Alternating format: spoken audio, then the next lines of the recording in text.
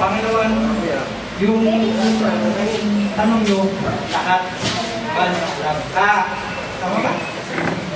Lahat ba, nung pumasok kasi ang isang tao sa sanglibutan, so doon kumukuha, tuloy yung kasalanan na pagmamana. Kaya ang tanong ko, lahat ng binatnan ng pagpasok sa sanglibutan, lahat ba silang nakakaalam ng mabuti? Kaya ni iba na nakaalam ng mabuti.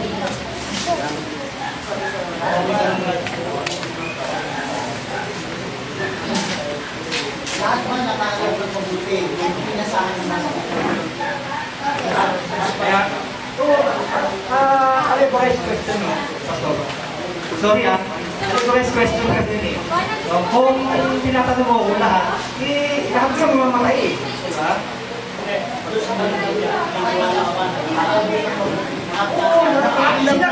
Sinagot ko na sa kanya nangyari. Saan nakasulat sa Biblia na yung lahat na nakasalanan nakaalam sila ng mabuti?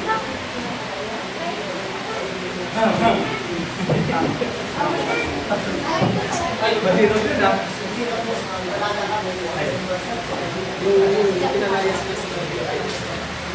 Hindi, lahat daw.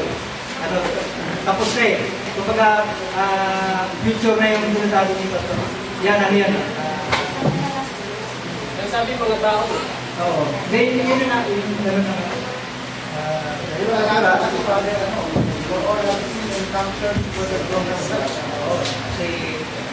Kasi lahat naman hindi nakabasa ng Bible eh. So, ganito na lang, Pastor. Ito ipapakita ang talata o sa akin wala pa. Ito na lang. As a Berean Pastor, will you forgive me, give me another chance? Pasaligsigin ka. Yung question na yan, ang mula ako, Pastor. Po, sa iba naman po. Pwede ko lang basahin ko nila. Pastor, yung sinasabi ni Brother Ken. Mamaya na, kapalit mo kayo eh.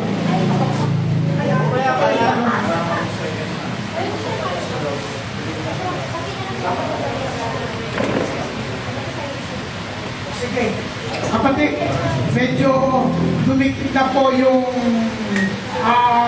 bibig ng kapatid na Francis. Ay tatapusin na, hindi na ako magtatanong. Okay na po. Actually, mayroon sana ako sa Dukyan. Okay lang, isa lang.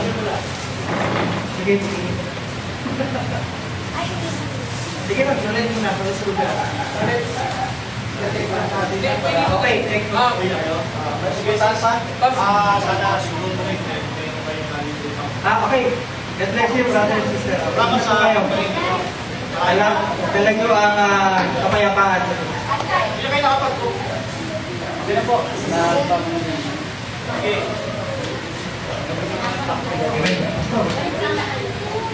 Okay, may utang ako. Remember, may utang ako kay Pastor Isa.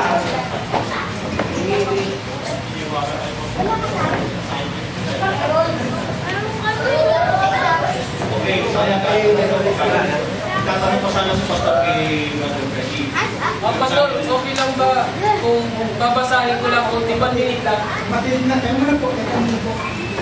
Lumapit na po sa akin si Brother Francis. Babasahin ko lang sa Diyon. Kung napayag si Brother Ay, si Francis. Francis. Okay. Ito ay future na nakita ko. Sabi dito sa Bible sa Genesis chapter 3 verse 22. Sabi niya, sinabi ng Panginoon Diyos, narito ang tao'y naging parang isa sa atin nakakakilala ng mabuti at ng masama. At baka ngayon, sabi, nakakilala ng mabuti at masama.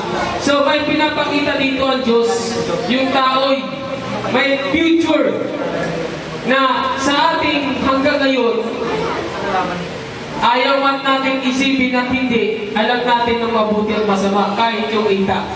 So, ito yung sinasabi dito sa Genesis chapter 3 and verse 22. May past tense at present tense na pinapakita na nalalaman talaga ng tao na ang mabuti at masama. Lahat ba? Hindi yun ang pamahang, tao lang. Tao'y, yung plural yun. Parang naiintriga tuloy ako. Parang gusto ko magtanong din ah. Kasi ang masama ay walang iba ang Diyos. At pangalawa ang anghel. Ang tao ay nakahabol lang dyan. Sinabi ng Biblia. Brother Freddy, may panahon lang ng pagpasok kung kailan yan na lang. So anyway, in-essence na ako ni Brother Francis. Ngayon po, ay binibigay natin ng paniniwala sa doctrine ng puso. Actually po, basahin natin yung muna yung Genesis chapter 2 verse 7. Yan. Pakita na lang po. Realize. Malabo yung ano ko eh. Yung nabugyan sa lamig.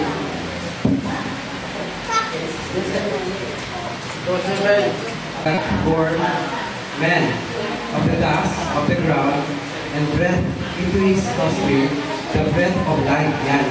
And man became living soul.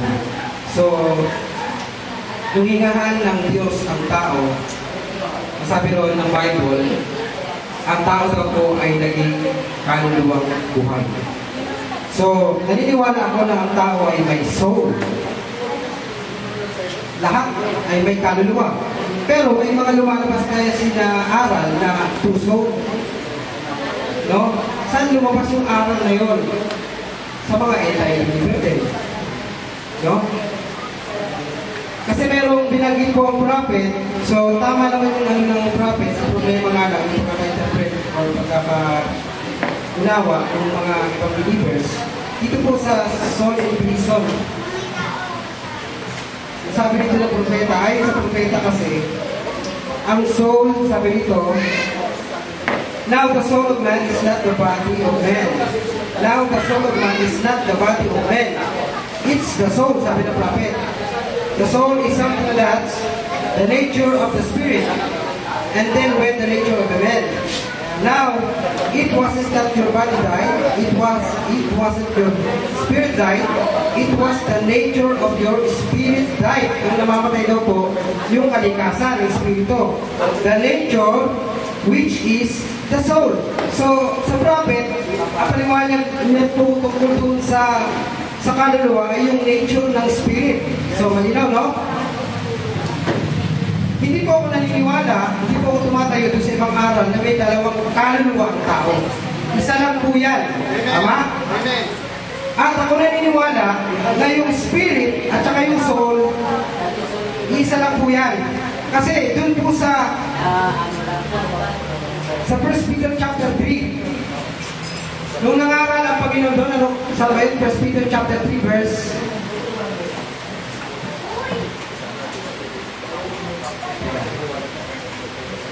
1 Peter chapter 3 verse 19. Okay, ano po 6. Yan. By which also he went and preached unto the spirit and prison. Ito ay spirit. Sa Tagalog, kaluluwa. No? At dito naman po, aralin muna natin yung Bible kung ano ba ang kaluluwa. Sa Ezekiel chapter 18, verse 4. Ano ba ang kaluluwa? Sabi rin sa 18 verse 4 ng Ezekiel, akin, sa Tagalog, akin ang buhay ng lahat ng tao. So, sa Tagalog, buhay. Pero tingnan natin sa English. Soul ba nakalagay doon? Sa English? Ezekiel chapter 18 verse 4.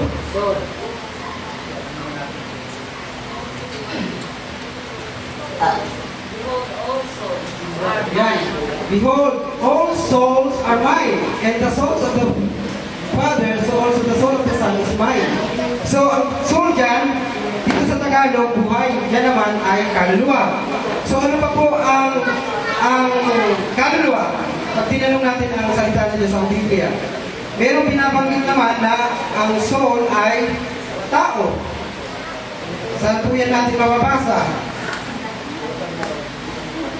Dito po sa Hope 12%. Sabi ito, nasa kamay niya ang kaluluwa ng bawat bagay na may buhay at ang hininga ng lahat ng mga tao. So, meron pa dito sa class ng Ezekiel chapter 22 verse 25. Silang nakman ng mga tao. Sa English ito ay kaluluwa, soul, no? So sa Bible, meron tayong nababasa na ang kaluluwa ay buhay, espiritu, tao. Tanungin natin si Apostol Pablo kung ano ang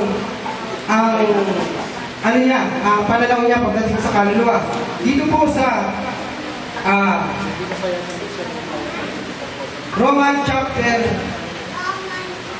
bago yan, naniniwala ko na ang tao ay mayroong isang kaluluwa, tama? Pero meron siyang nagkaroon siya ng dalawang kalikasan. Sa kay Apostol Pablo, ang tawag niya rito ay yung kaluluwa para sa kanya ay pagkatao. Or wala naman siya pinakita yung kaluluwa, wala po. No? Pero mababasa natin sa kanya, yung lumang pagkatao kasi, yun yung kalikasan. Okay? Nature to.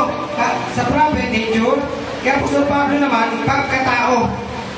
Panloob. No? Sa Roman chapter 6, verse 6. Basahin natin, Roman chapter 6, verse 6.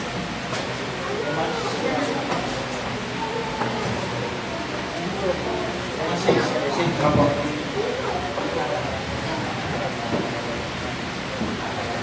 Yan. Knowing this that our old man, sa kay Apostol Pablo, ang tawag niya dyan ay old man. Sa loob po natin, kasi ang totoong pagkatao natin, yung nasa loob. Tama? Yung totoong tayo, kung ano yung nasa loob. Tama? Yan po yung nagko-control. No? Kung ano espiritu meron ka, yung nature nun, okay? Yun ang makikita sa labas. Ibig sabihin, kung anong meron kang, kung anong kaluluwa meron ka sa loob ng katawan mo, makikita yun sa panlabas ng pagkatao mo. Yung taong panloob mo makikita sa panlabas. Okay? Kaya sinabi ng Apostol Pablo, sa Tagalog ang tawag niya nito ay datihang pagkatao. Lumang pagkatao. Okay? Sa Romans chapter 7 verse 15, binanggit niya rito yung sarili niya, no? Sabi niya yung hindi ko ibig. Di ba? Yung hindi ko ibig, yun ang ginagawa ko. Merong namumuhay sa loob niya mismo. Ano yun? Merong gumagawa sa loob niya mismo. Yung tinutukoy niya po sa Pablo, yung kanyang dating pagkatao po. Na ano? Yung dating pagkatao na yun ang nagagawa niya. Tama? So, sa Romans chapter 7 verse 15 hanggang 20 po yan, mababasa natin. Nasabi na po sa Pablo, yung ibig ko hindi ko magawa at yung ibig ko hindi ko magawa at yung ayaw ko